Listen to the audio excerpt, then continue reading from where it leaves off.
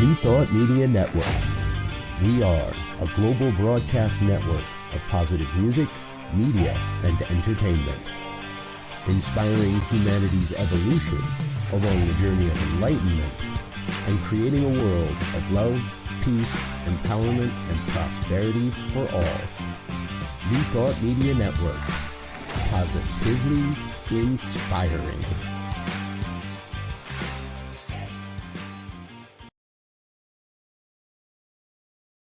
Welcome to Girls Behaving Metaphysically. Your hosts are two girls who believe that life is awesome, that laughter heals, and that it's possible to find deep spiritual insights in everyday experience. Here come the girls. It's more than practical. Here come the girls. Way more than merely factual. If you want to know the secrets of a life that's free, listen to Girls Behaving Metaphysically.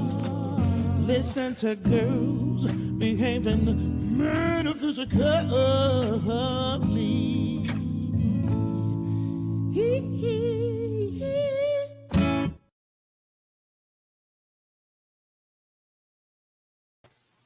Hello, hello, hello.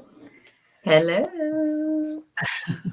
I am Robyn Rice Olmsted, and I'm Dr. Natacha Wilson, and we we are Girls Behaving Metaphysically. Yes. So good to be here with you on this Tuesday or Wednesday, wherever you are in the world. I am in Southern California, and Natacha is in Queensland, Australia. Yes, so we're Brisbane. Two different time zones. But we're here, and we're excited to be here. So how are you? I'm doing well. I feel so much better. It's been a couple weeks of recovering from COVID. So I actually am feeling better. I feel really good in the morning. So I'm doing really good. How are you doing? That's good. I'm great. I'm really good. I am really super good. I just am good. What can I say? I'm excited. Life is good.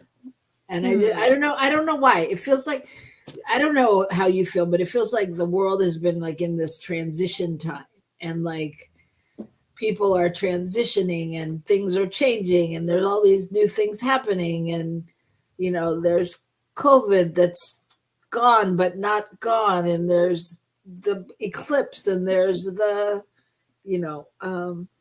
Mercury in retrograde and all those things, and it's but amidst it all, there's people just being in transition, and it feels like people are now emerging from the seeming darkness.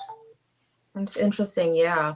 I feel really peaceful inside myself, which is very, very, well, it's been a theme in terms of my work this week so far with people. I'm just noticing it inside myself.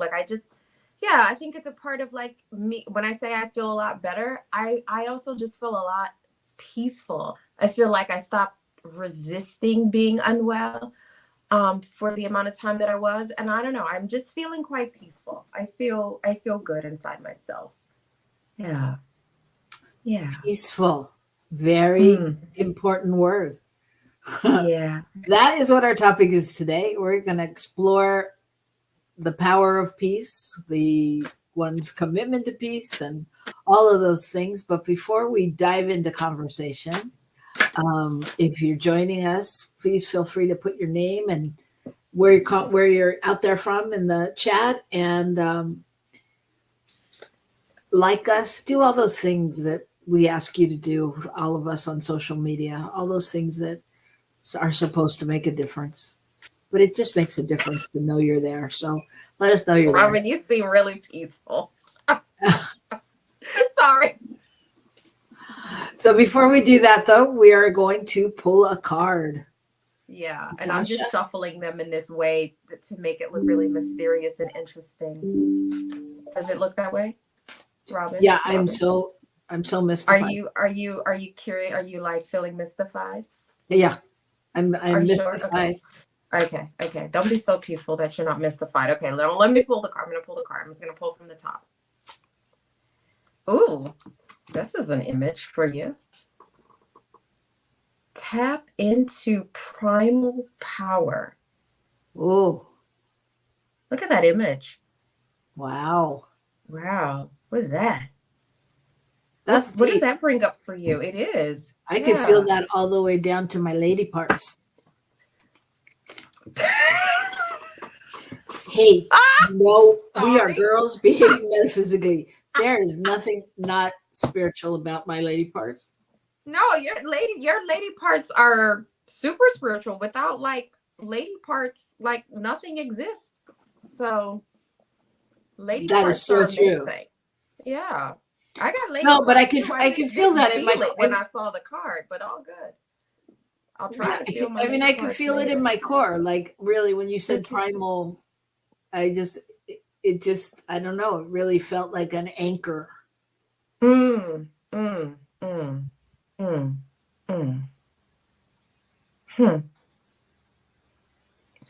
I'm sitting with it. Like I'm sitting with it. And so because I have the image, I wish I could just take a little shot of the image because the image does bring up quite a lot, right? But it went away. Anyways, so I feel like that is like the primal power. Like there is this is fascinating. So whenever I have synchronicities or I become aware of them, I notice that there is this thing that happens where every word that matters starts with the same letter. So this is the thing that happens. So I was talking about feeling peaceful, and in my notes, I wrote about what does it look like to practice peace as a process. And the card is asking about primal power. So now it's like 5 words that start with a P. And then if we think about your lady bits, there's another word that we could use for that. That would then be 6 words that start with a P. So I'm like, what's the synchronicity here? Like, well, can you feel that, or is it just me? What's interesting about that is that I was doing some work this week on bringing in more clients and just doing what we do, and so I was coming up with a name for my free sessions, my free consultations, and it was the one that came up was passion, purpose, and possibility session. The P's have it. The P's have it. Cheers. The P's have it. Cheers to that. Yeah. So all right. I think that that's interesting. I mean, I think that's a whole nother show, but I think it's interesting because I think there is that synchronicity. And then like, do you have that things like when I don't know, do you certain numbers that always show up on the clock, or that's when you look at it, or like I always look at the clock at 2:26, which is my birthday. Ah. And like all the time I'll look and it'll be 2:26, or 3:15, which is my husband's birthday.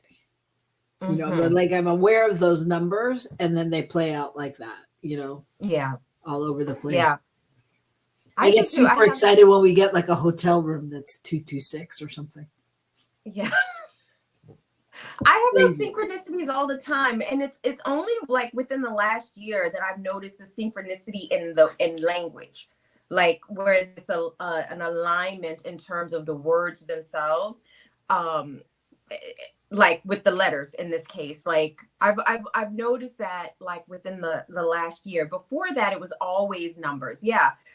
And like a lot of people, mine has been like the 11 or just, and any, like it would be great if someone from Queensland was here because I've been like, so many things in Queensland, phone numbers, car plates have those the same digits.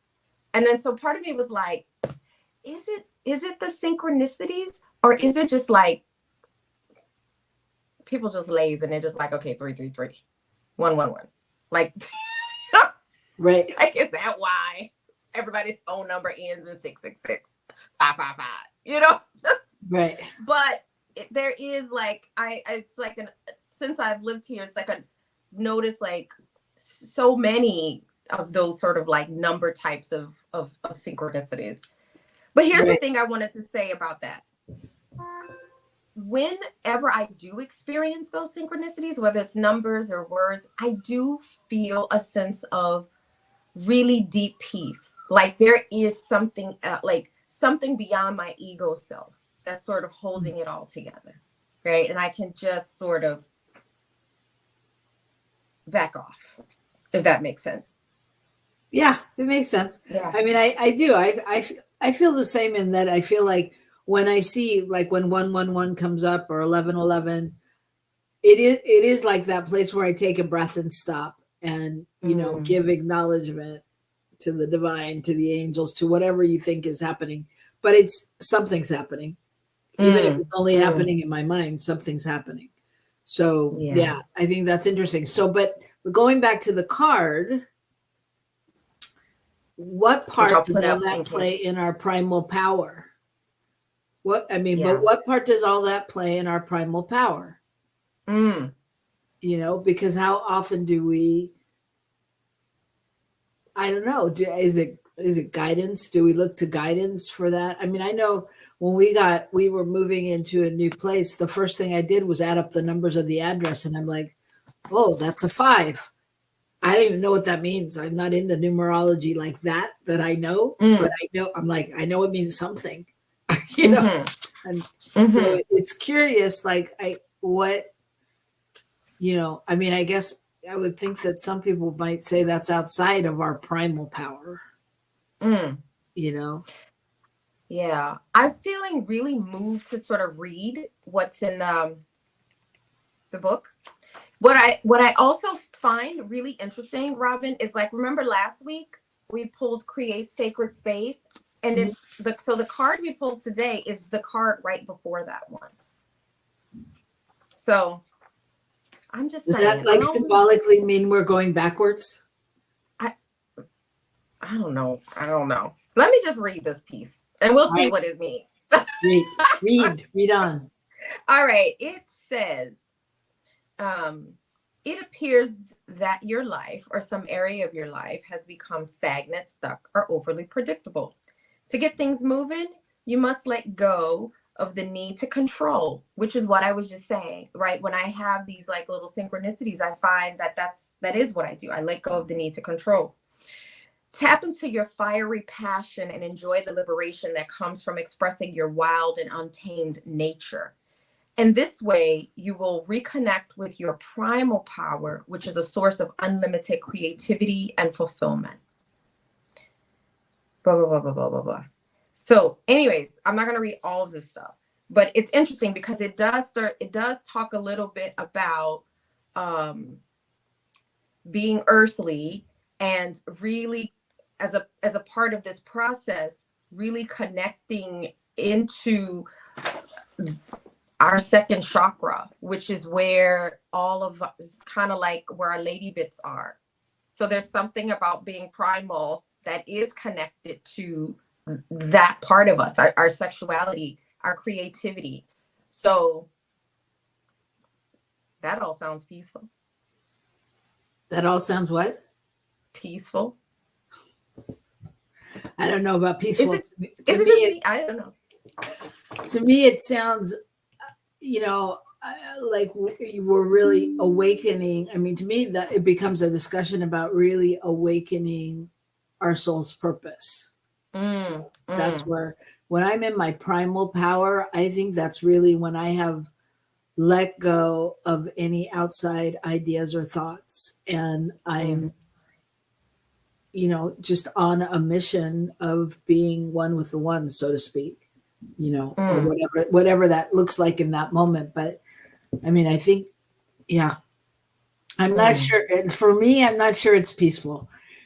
Yeah, it's interesting. It does for me, like really connect. Like I feel a little peaceful about it for some reason. Maybe it's because like I know, like when I tap into that primal power, that my ego self is not what's in control. Like that's a big thing for me. And so when I really release and relax, that's when I know I'm also like on purpose. Like I feel purposeful. So yeah. Well, I think there's so many ways we could go with that because I totally agree with you. And I mean, I think it is a conversation about peace, but it's not the conversation we were talking about having. No, but that doesn't mean it's not the conversation that needs to be had. So I suggest we take a break. And when we come back, we'll see where this conversation goes.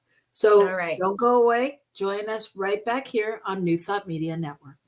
Please help us say thank you to our organizational sponsors, including the Hefferland Foundation, Affiliated New Thought Network, International New Thought Alliance, Science of Mind Archives and Library Foundation, Center for Spiritual Living Denver, Center for Spiritual Living Midtown, New Thought Philadelphia, Planned Happiness Institute, Summit Center for Spiritual Living, One Heart Retreats, Center for Spiritual Living on the Lake, Unity Kitchener, Unity Spiritual Center Ottawa, Om Center for Spiritual Living, Satya Center, Begin Within Ministries, Center for Spiritual Living North Jersey, Unity of Savannah, and the Center for Spiritual Living Seattle, as well as all of our individual donors. Thank you for being part of the New Thought Media Network. Please like, share, and subscribe. New Thought Media Network, positively inspiring.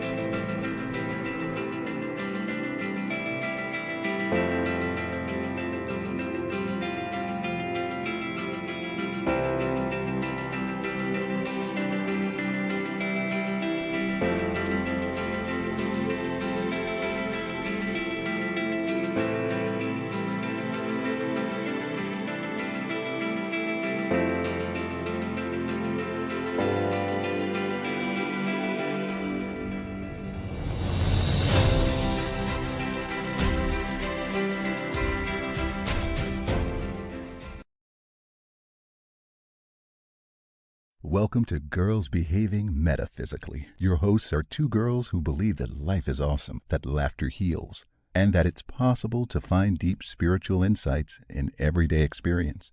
Here come the girls. It's more than practical. Here come the girls. Way more than merely factual. If you want to know the secrets of a life that's free, listen to Girls Behaving Metaphysically.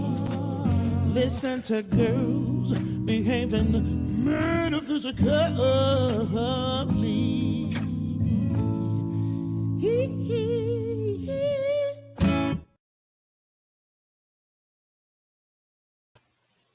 Hello, welcome back to Girls Behaving Metaphysically. I have to say, when I see that our little cartoon thing, it is so cute. It really is. It really is. Yeah. So welcome back. We are Girls Behaving Metaphysically. I am Robyn Rice Olmsted. And I'm Dr. Natacha Wilson.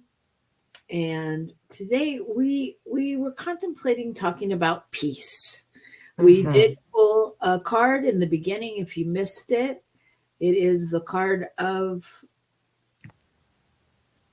tap into your primal power. Yeah. So peace, you know, so, okay. So you had definite questions about like, what does it look like to be really committed to peace? Mm-hmm. Mm-hmm. Yeah. Well, it's been a theme that's emerged in my work with clients this week. There was a different theme last week that had a lot to do with, like, I noticed last week folks were talking a lot about the eclipse and about noticing transitions in their lives, or just, yeah. And this week it's just been interesting because um the theme has been peace. It's been about what does it look like to practice peace and to really let peace be a process. Um, and so I feel like that was the question I wanted to ask you. Like for you, like what does it look like to practice peace or to engage peace as a process? So as a process, as opposed to like it's this thing outside of myself that is this, like, you know, that is this external state. What does it really look like to practice it? Oof. Well, I mean, I think that's an ongoing practice, right? It's an ongoing journey. I think that, well, I'm thinking, well, okay. So I could tell you what I did, what my practice is, and how I stay attuned with it, and I will. But before that, I wanted to just go to the definitions of peace, because Okay. I read the definitions and I thought they're very interesting to me. So Okay. it says peace, a noun, a state of tranquility or quiet, such as freedom from a civil disturbance, peace and order were finally restored in the town, or a state of security or order within a community provided for by law or custom, a breach of peace. And I thought it was so interesting that even in their description, they used the example of like freedom from civil disobedience, and because Freedom it, from civil disobedience? yeah, that Civil disobedience. that's what, yeah. Interesting. Okay. So I mean, Mhm. I think either way, they had to use the contradiction of like what we always talk about: the war, violence, disrupted. You know what I mean? And I mean, I get that you do the opposites, but I just thought it was interesting because I was thinking, what would be the definition of peace? Yeah.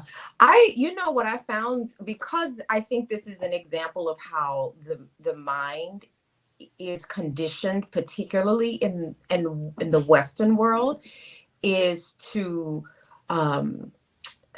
and again, I'm saying the Western world because like that's the only place I've really had exposure to the conditioning of of minds. So there is this tendency to present a concept and then go to the opposite as the way to define it. And so one of the things that I do when I'm trying to really get a sense of a definition and I want to look it up, I actually look for what's the antonym or what's the synonym. And so I'll put in the synonym and then I'll see what are the words that come up for the synonym. And then that is how I build definitions that are affirming as opposed to a definition that's built on a negation. Because that's the thing, like, so, and I know we're going to talk about later about why this theme, beyond the fact that it's come up in my work with clients over this current week, why I sort of wanted to talk about it, like as a topic from an affirmative place. And I don't know if maybe I should just go into that now because we're here. Yeah, go. So I don't watch lots of news, but when I do, I'm very selective about what I watch. And so one of the news shows that I used to watch a lot is Amy Goodman's Democracy Now! On PBS. And I still stream it while living here in Australia. But there's a segment of the news show that is called the War and Peace Report. And it just without fail,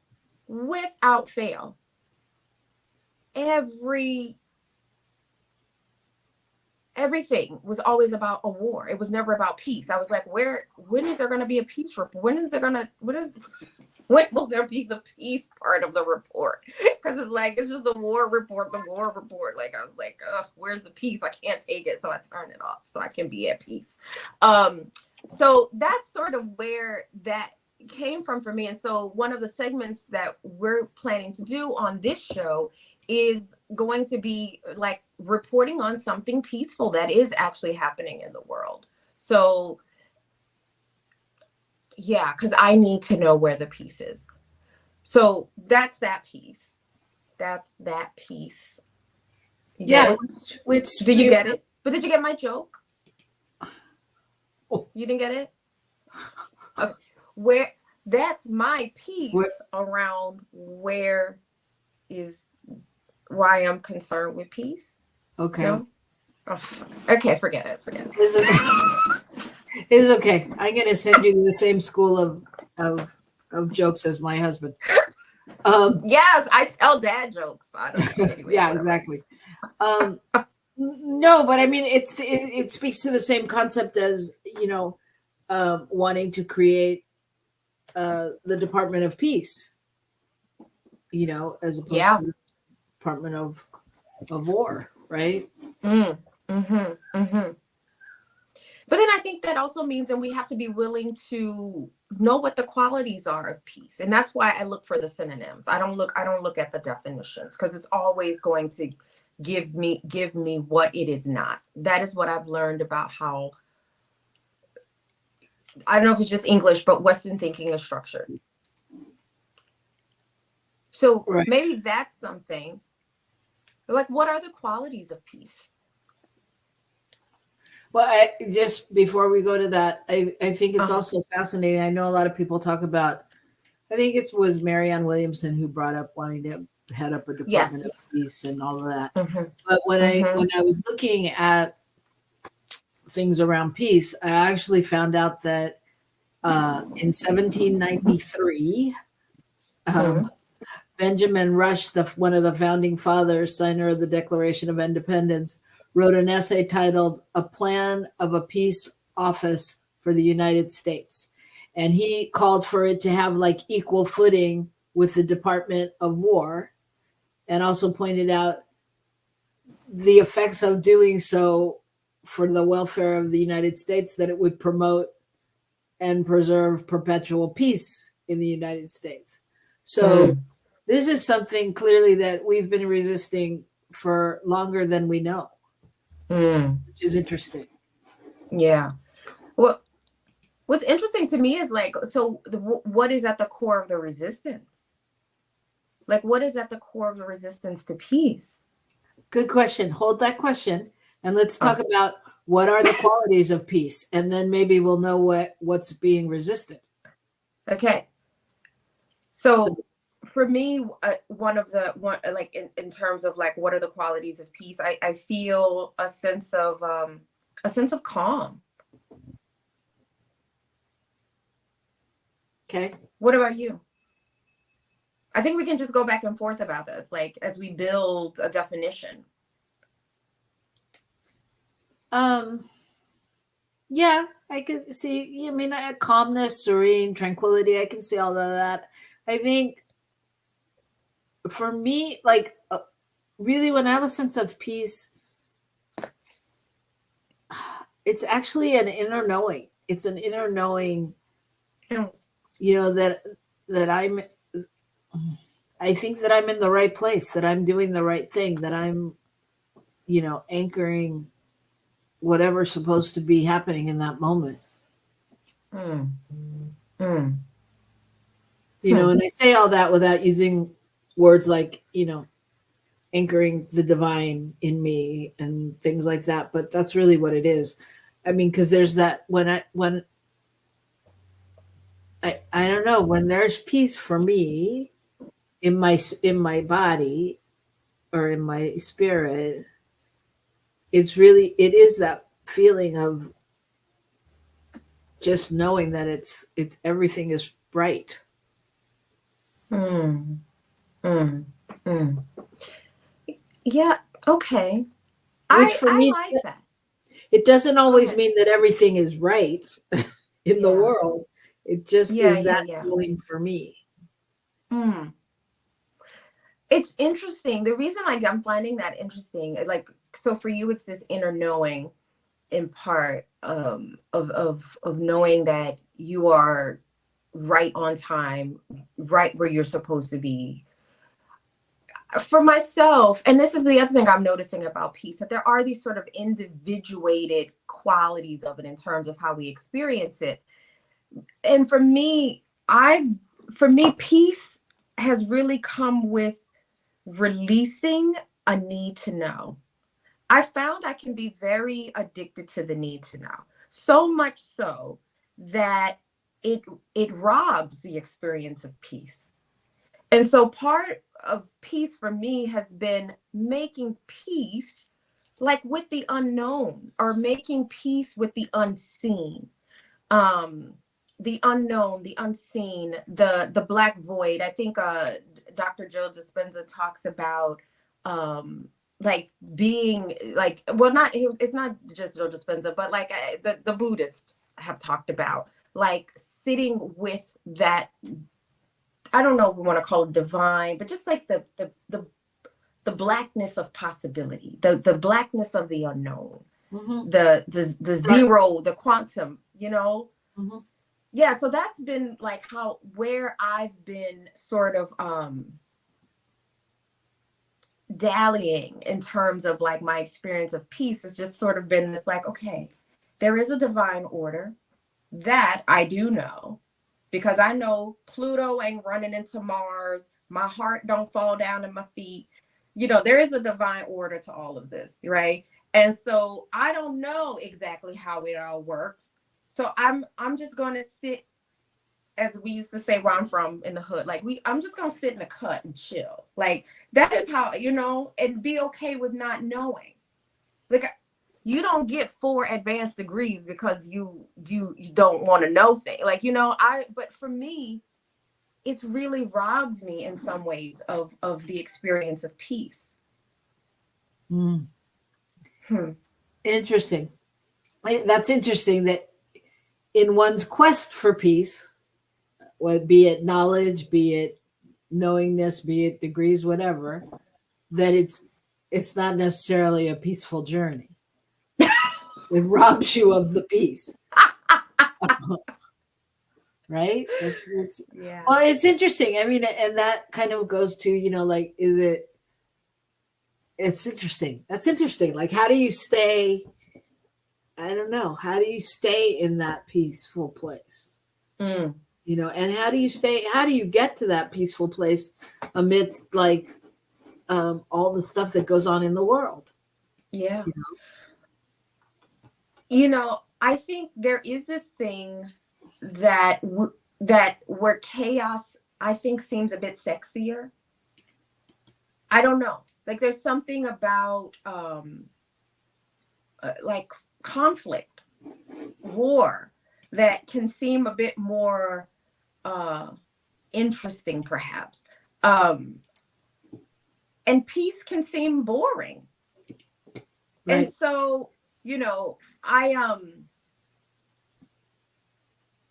it's just, I'm just like, I'm having like all sorts of little bells go off in my head, and I'm just trying to stay on track. Okay, well, feel free to share, because that's why we're here. In the meantime, though, I'm going to share this, because we all know this. We have John Lennon's quote from his song, "You may say I'm a dreamer, but I'm not the only one. I hope someday you'll join us, and the world will be as one." Now, that seems to always evoke some kind of peace, serenity, hope, something, right?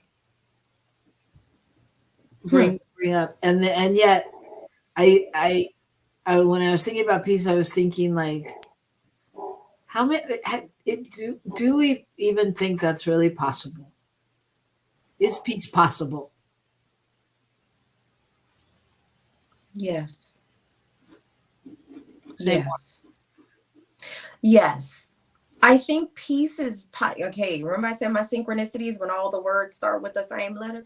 So I think peace is possible when we engage it as a process, as an internal process. So when we're willing to look at the ways in which we invite chaos and war into our space. One of the ways that I've noticed is, so when I don't speak, or when I have an experience, or I observe a thing, and it creates some, like, a discomfort inside of me for whatever reason. I notice that for me to be at peace, I must go through this process where I look at, am I taking on something that is, one, not mine to take on? And am I taking it on in a way where I'm being less than authentic or honest about it? Because that is when I find my peace sort of, I don't know if it leaks, it doesn't leak out, because the peace is always there. It sort of gets covered over by like the chaos of bringing something into my internal world that isn't for me to bring in. And I'm trying to think of like a clear example of that. But I'm also trying to be mindful of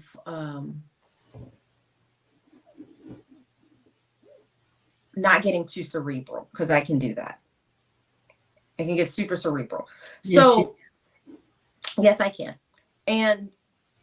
But yeah, anyways, so I do think that, just going back to the point, I do think that peace is possible.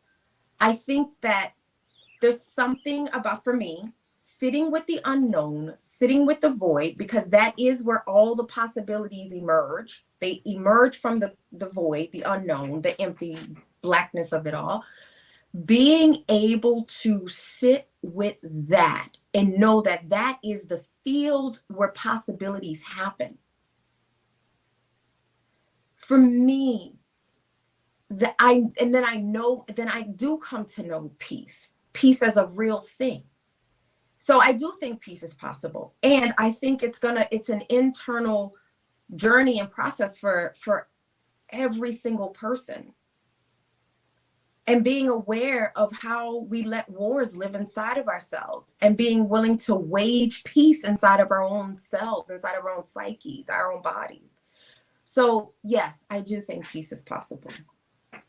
That's a really long way to answer that question, but I don't think there's another way. So there's that. Yeah, I just think it's interesting. I mean, I think peace is possible too. And, you know, I get tripped up in the whole quantum metaphysics of the whole thing, thinking like, well, if there's only one of us here and there's all this stuff going on, then I have a lot more stuff inside of me that I need to figure out or something. But I think it's complicated, you know. And I was talking to actually my dentist the other day as I was waiting for my Novocaine to set in, and he started talking to me, like he started talking all this metaphysics, and I was like, is this really happening? Because it was so weird. And like he'd say something and he would look at me and think I didn't understand, and I'd be like, you know, with my swollen mouth, I'd be like, yeah, we're the oneness, and and it's all an illusion. And he'd be like, yeah.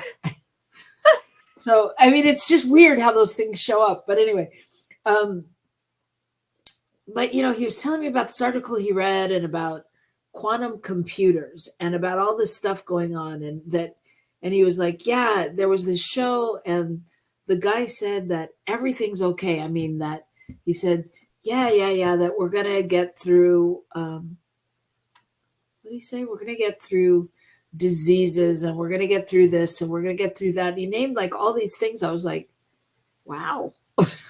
Wow, well, that's good to know, you know. And it's just weird because it feels like everybody's in a different state of where peace lies and what, I mean, you know, there's the same basic thing, but there's that goal? And is it out there for people, or is it right here for people, or is it both?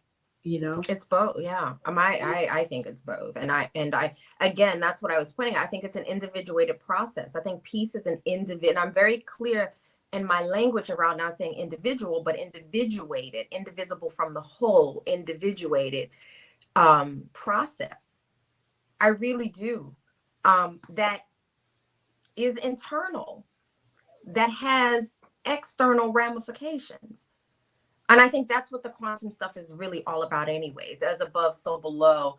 The quantum field, you know, like none of this exists if we don't put our attention on it anyways. Like to me, it all goes back to really, I mean, I think, you know, this world, this sort of a new thought,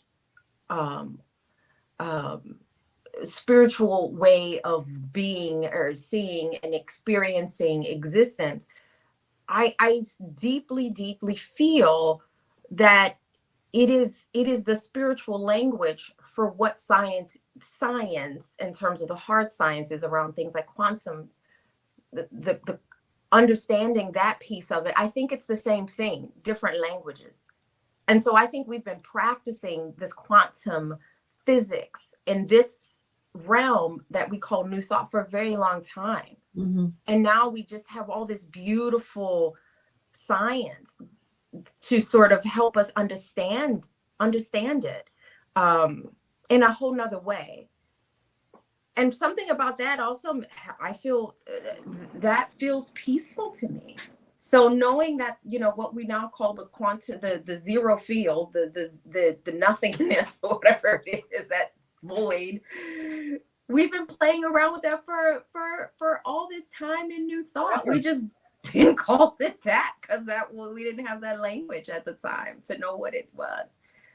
But that's, yeah, I think that's where we're moving towards.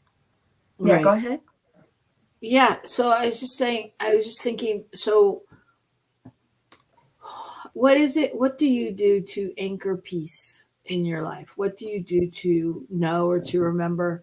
And I ask you not only on the, you know, hug a tree level, but on the, you know, like when you really forget. I mean, you know, I've been with you many times when you forget, you know, I mean, when we all do that, when we forget the, you know, and especially if we have kids, we do that because, you know, they remind us of us. You know?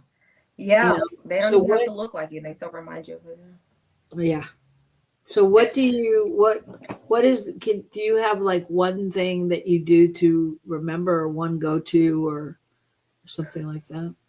I really like being aware of how I feel is a big part of it. Like practicing awareness around my feelings.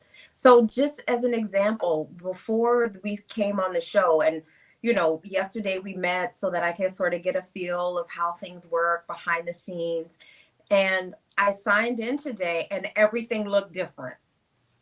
And so immediately I was like, Robyn, everything looks different. Because, you know, I was not feeling peaceful. Right. And then you said something about like something at it's just keep refreshing whatever it's coming or something. And I was like, you know what? I need to pee. Why don't I just leave this and go pee? And that was a practice of peace. Like letting my body get to the place of feeling peaceful. And again, another P word, right? Like here we go again with this, right? So to practice peace, I just needed to pay attention to my body, which wanted to pee. So I just got up and I went and peed. And I came back and I felt really peaceful. And the room was there. The studio. But really, no, I mean, it seems simple, but that's a whole different level of peace. And it's not, and it's one where, you know, it's not even us. I mean, it's us that does the affirming, but our body affirms the choices, right? So you pee and you're like, okay. And I mean, I know when I do that, when I hold it or I do this, or I'm trying to get something else done for somebody else or whatever, there's a level at which, when I don't do it that way, my body's like, yes, and you feel that centering. And I was even talking to one of my body workers today, and I told her we're doing this thing called the 21-day consciousness cleanse by Debbie Ford. Oh, I love it. Yeah, I love that. Yeah. Yeah. Oh, it's So intense, but yeah. We're doing a class on it, actually. Okay. And I was calling the participants to see where they were in the cleanse and all that. And I was telling her, she asked me where I was, and I was telling her, and I was just telling her about the choices that I made, because the choice I made was, I mean, in this class, when it started, everybody's like, this should be a longer class. I didn't start the thing. We need time to blah, blah. Everybody had a different way that it should have been done.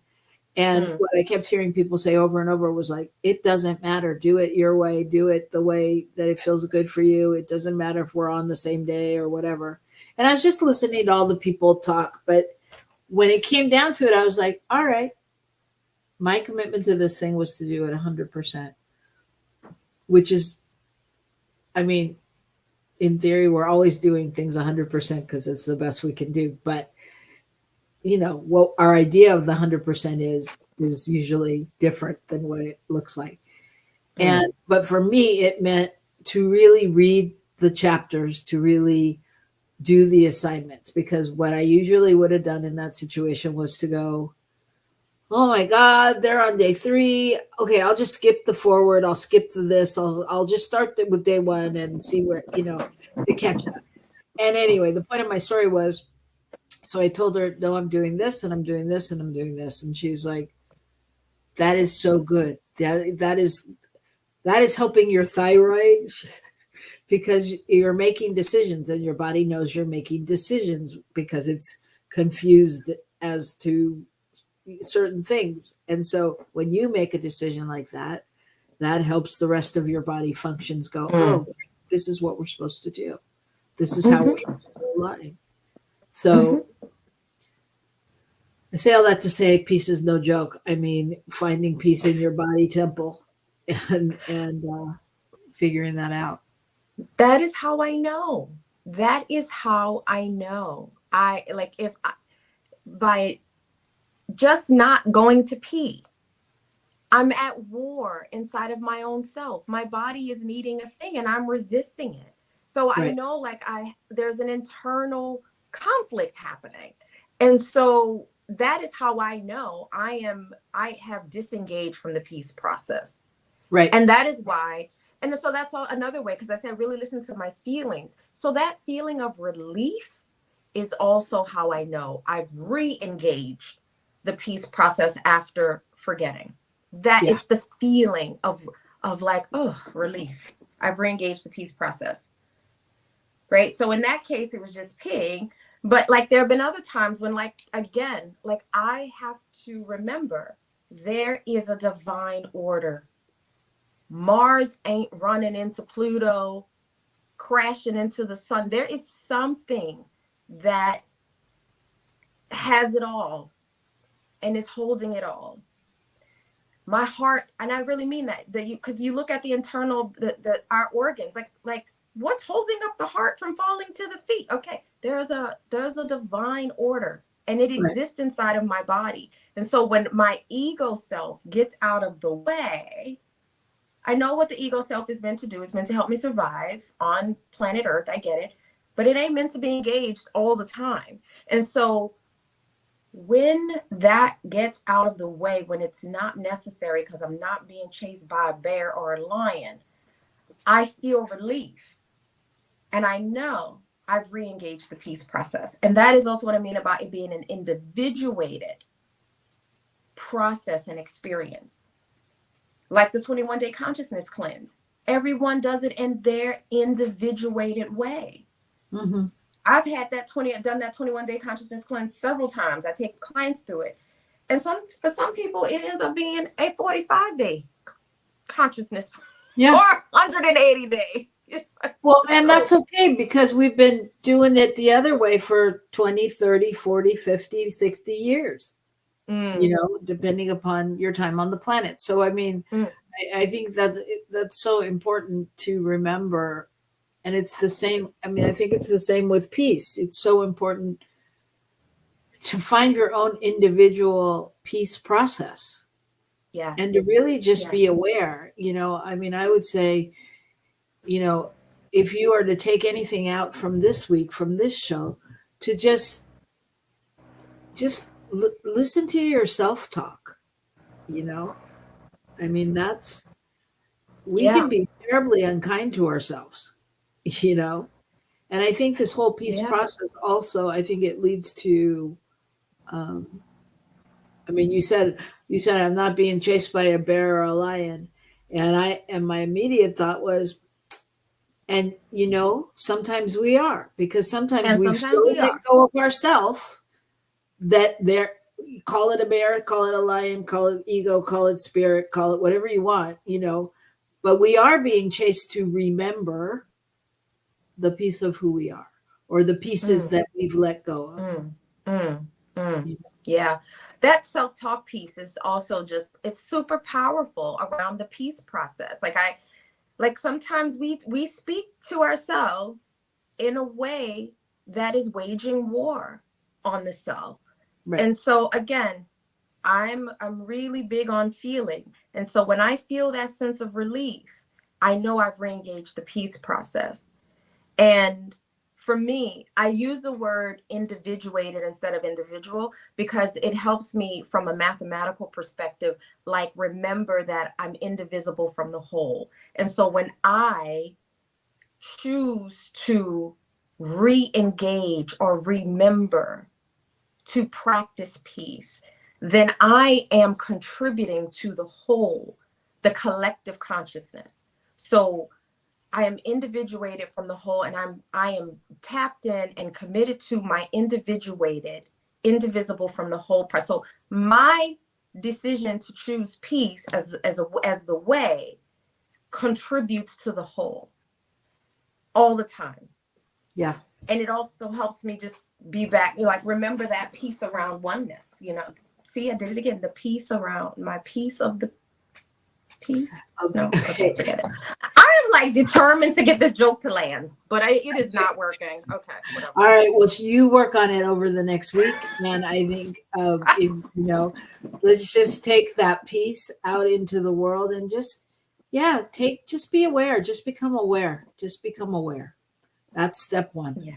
And we will definitely talk more about peace in different aspects of all of our conversations right here on Girls Behaving Metaphysically when we come back next week and beyond, right? So that's everybody right. Have a great week. Yes, peace and blessings. Yes. Thank you.